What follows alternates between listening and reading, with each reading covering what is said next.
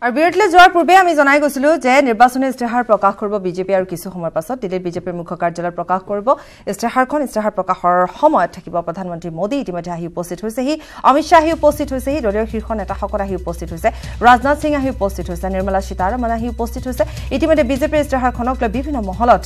ব্যাপক চৰ্চা আৰম্ভ হৈছে আৰু এইবাৰ ইস্তেহাৰখনৰ স্থান লাভ কৰিবলগীয়া সম্ভাৱ্য বিষয়সমূহ হ'ল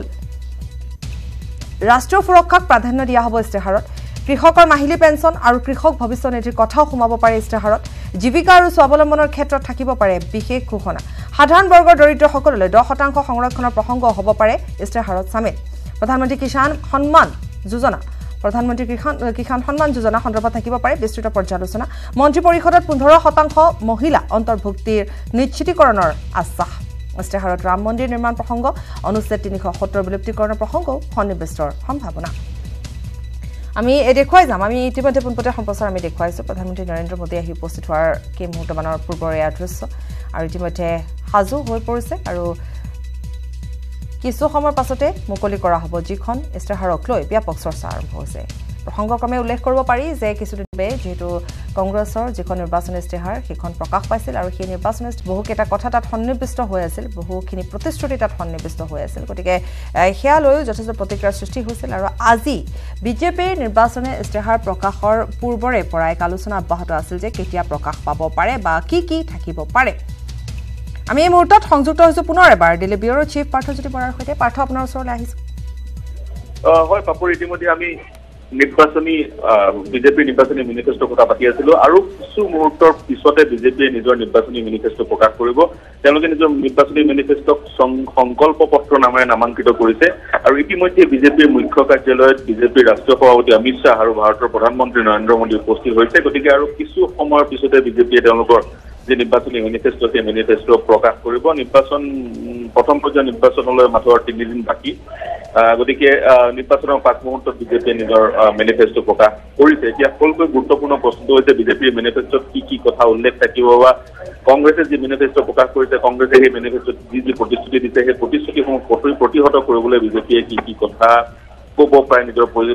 প্ৰতিশ্ৰুতি পত্ৰত সেয়া হৈছে এতিয়া সকলোকৈ গুৰুত্বপূৰ্ণ কথা বা গুৰুত্বপূৰ্ণ প্ৰশ্ন আমাৰ হাতত যি তথ্য আহি পৰিছে সেই তথ্য অনুসৰি বহুকেইটা বিষয় বিশেষকৈ দুৰ্নীতিৰ বিৰুদ্ধে বিগত সময়ত কেন্দ্ৰীয় চৰকাৰখন যিদৰে কেন্দ্ৰীয় চৰকাৰে কাৰ্যকলাপ কৰিছিলে দুৰ্নীতি নিবাৰণৰ ক্ষেত্ৰত সেই বিষয়টোৱে গুৰুত্ব পাব পাৰে আৰু তাৰ সমান্তৰালকৈ সন্ত্ৰাসবাদ নিৰ্মূলৰ কাৰণে যি পদক্ষেপ লৈছিল কেন্দ্ৰীয় চৰকাৰখনে বা সেই অনুৰূপ ধৰণে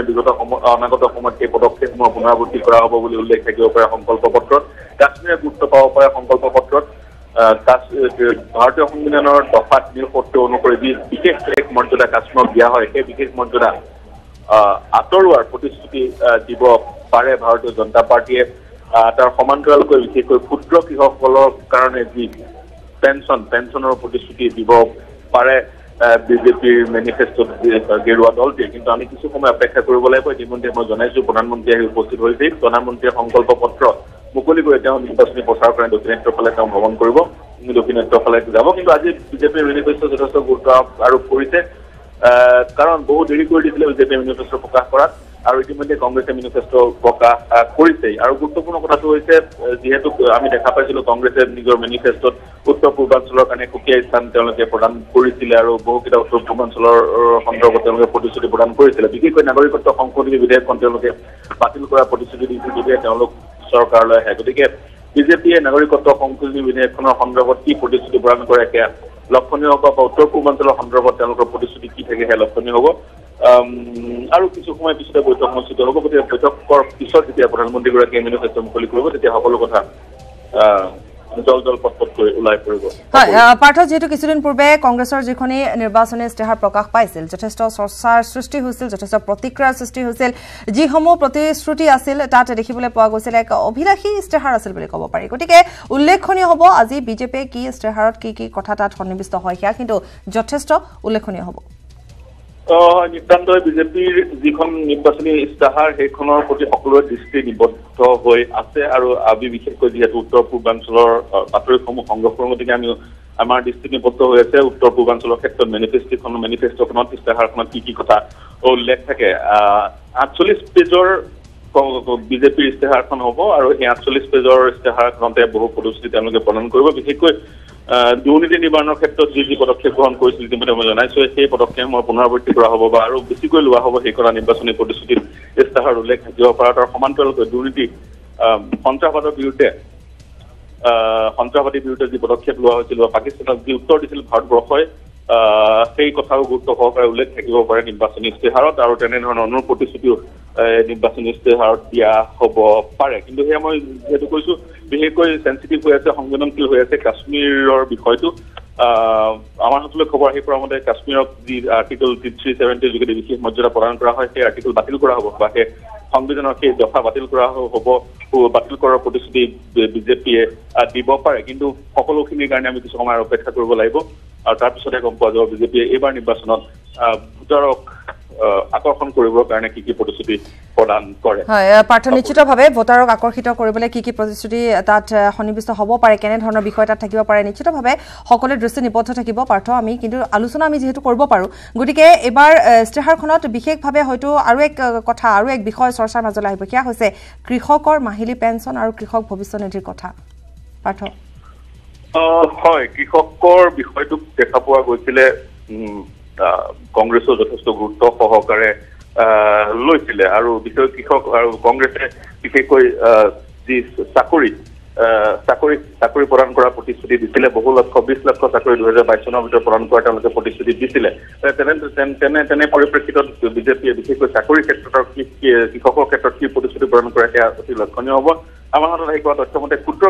কৃষকক দেশৰ ক্ষুদ্ৰ কৃষকক পেঞ্চন প্ৰদান কৰা এক প্ৰতিশ্ৰুতি ভাৰতীয় জনতা পাৰ্টীয়ে প্ৰদান কৰাৰ সম্ভাৱনা আছে তাৰ যেহেতু দেখা পোৱা গৈছিলে কংগ্ৰেছে এক অভিলাষী প্ৰতিশ্ৰুতি প্ৰদান কৰিছিলে তেওঁলোকে কৈছিলে যিসকল বিলো পভাৰ্টি লাইনৰ লোক যিসকল দুখীয়া শ্ৰেণীৰ লোক তেওঁলোকক প্ৰতিমাহে 6000 টকা প্ৰদান কৰা হ'ব 6000 টকা ভাত্তা প্ৰদান কৰা হ'ব অৰ্থাৎ বছৰি 72000 টকা ভাত্তা প্ৰদান কৰা হ'ব এই কংগ্ৰেছৰ প্ৰতিশ্ৰুতিয়ে যথেষ্ট চৰ্চা লাভ কৰিছিলে গতিকে কংগ্ৰেছৰ এই প্ৰতিশ্ৰুতি প্ৰতিহত কৰিবলৈ বিজেপিয়ে কি তেনেধৰণৰ অনুপ প্ৰতিশ্ৰুতি প্ৰদান কৰে সেয়া নিতান্ত লক্ষণীয় হ'ব মই ইতিমধ্যে জনাইছো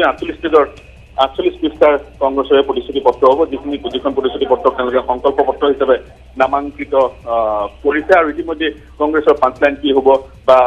সেই কথা ইতিমধ্যে অৰুণ জেটলীয়ে কালি দেওবাৰে এখন সংবাদমেল যোগে ঘোষণা কৰিছে তেওঁলোকে একবাৰ মোদী চৰকাৰ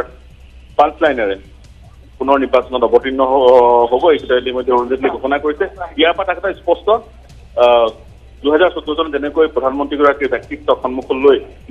ভাৰতীয় জনতা পাৰ্টীৰ নিৰ্বাচনী বৈতৰণি পাৰ হৈছিলে এইবাৰ অনুধৰণে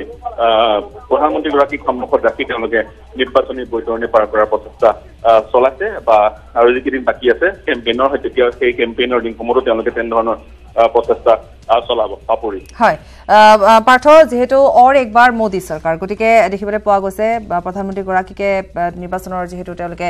মুখ্য হিচাপে ৰাখিব গতিকে আন এক কথাও আমি উল্লেখ কৰিব পাৰোঁ যে যেতিয়া দেখিবলৈ পোৱা গৈছিল যে প্ৰচাৰ চলাবলৈ অহাৰ সময়ত যদি আমি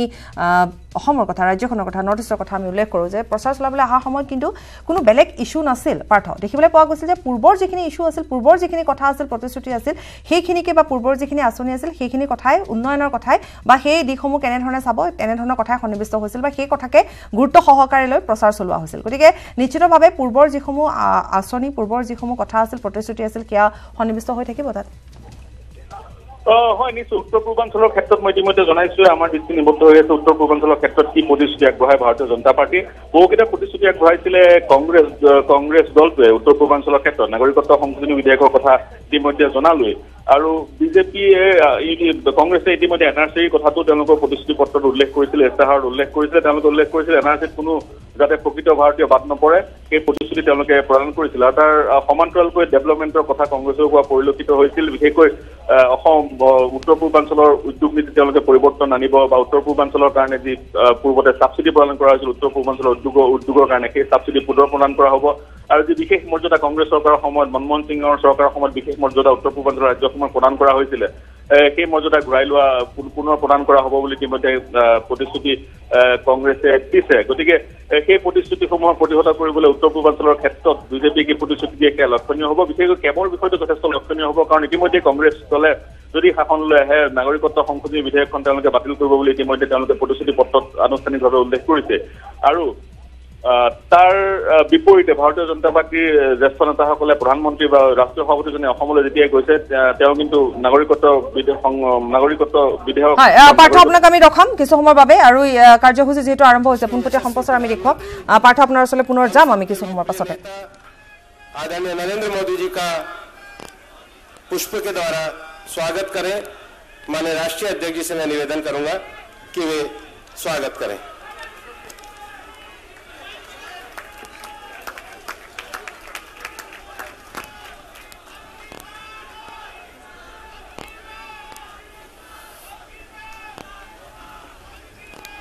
माननीय प्रधानमंत्री जी के स्वागत के बाद मैं यहाँ उपस्थित सभी हमारे उत्साही कार्यकर्ताओं से आग्रह करूंगा कि शांति बनाए रखें। कार्यक्रम हमारा प्रारंभ हो चुका है, अभी थोड़े शांत हो जाए, पीछे कार्यक्रम को हम आगे बढ़ाते हुए माननीय राष्ट्रीय अध्यक्ष जी के स्वागत के लिए मैं हमारी पार्टी के राष्ट्रीय उपाध्यक्ष डॉक्टर विनय सहस्त्रबुद्धे जी को कहूंगा कि मंच पर आए डॉक्टर विनय सहस्त्रबुद्धे जी पार्टी के हमारे राष्ट्रीय अध्यक्ष माननीय अमित शाह जी का स्वागत करें। डॉक्टर विनय सहस्त्रबुद्धे जी, मैं अनिल जैन जी, सरोज पांडे जी, हर्षवर्धन जी, उसी के साथ पार्टी के राष्ट्रीय महामंत्री डॉक्टर अनिल जैन जी से भी आग्रह करूंगा डॉक्टर अनिल जैन जी आए और संकल्प पत्र समिति के अध्यक्ष भारत के गृह मंत्री माननीय राजनाथ सिंह जी का स्वागत करें। डॉक्टर अनिल जैन जी,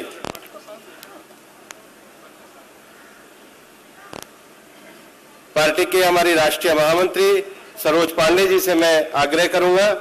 कि वे आए और हमारी पार्टी के वरिष्ठ नेता देश की विदेश मंत्री सम्माननीय सुषमा जी का स्वागत करें। श्री सरोज पांडे जी, पार्टी के राष्ट्रीय महामंत्री।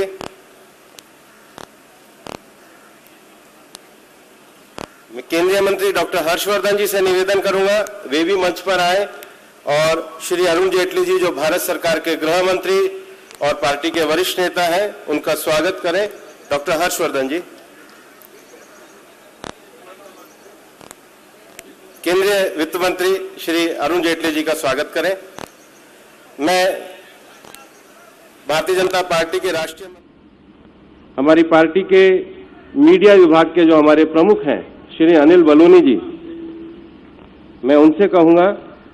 अनिल बलूनी जी मंच पर आए और हमारी पार्टी के राष्ट्रीय संगठन मंत्री